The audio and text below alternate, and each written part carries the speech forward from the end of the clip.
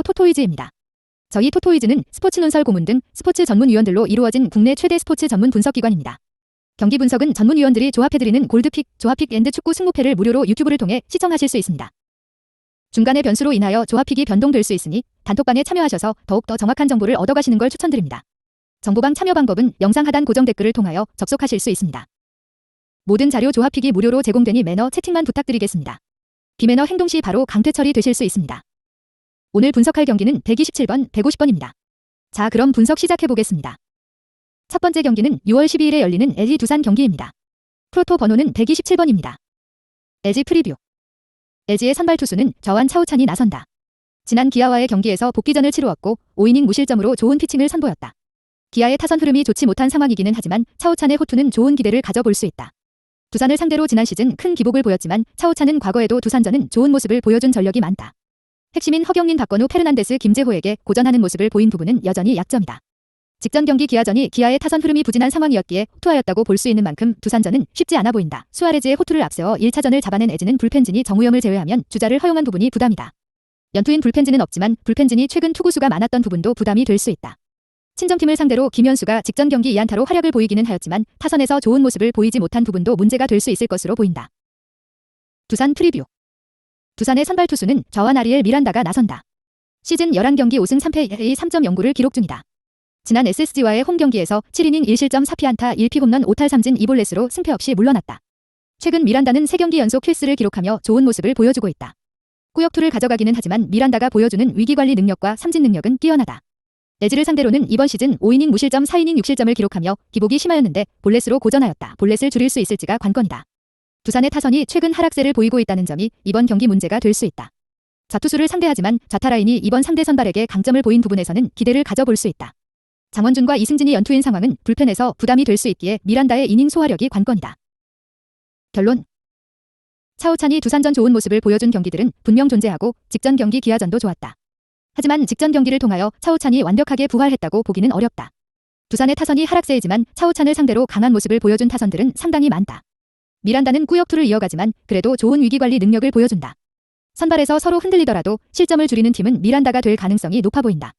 불펜진의 연투가 두산으로서는 걸림돌이지만 이를 이겨내는 타선 흐름을 가져갈 수 있을 것으로 보인다. 두산의 승리를 추천한다. 선발의 명성에 비하여 타선이 좋은 흐름을 가져갈 가능성이 높아 보인다. 언오버는 8.5오버가 좋아 보인다. 두 번째 경기는 6월 12일 열리는 웨일스 스위스 경기입니다. 프로토 번호는 150번입니다. 웨일스 라인업 제임스 윌슨 베일렌, 데이비스 모렐 램지 로버츠비, 데이비스 로돈 메팜 워드로 예상됩니다. 웨일스 프리뷰.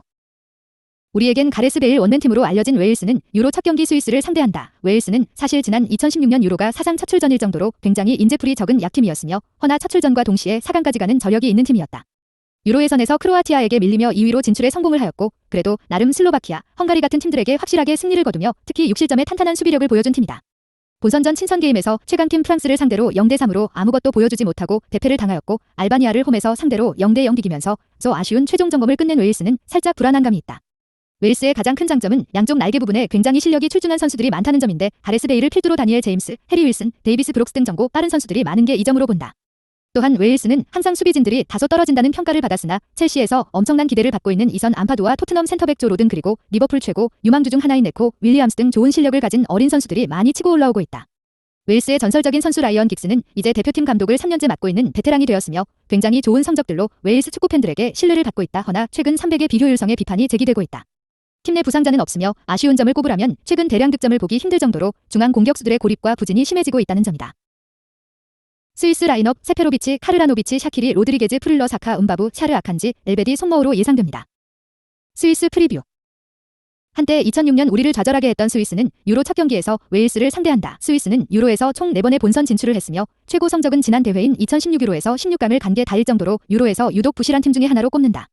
허나 이번 유로 예선에서 놀라운 활약으로 덴마크, 아일랜드를 꺾고 조 1위로 당당하게 진출을 해냈으며 특히 8경기 동안 단 1패만 하는 놀라운 경기 운영을 보여주었다.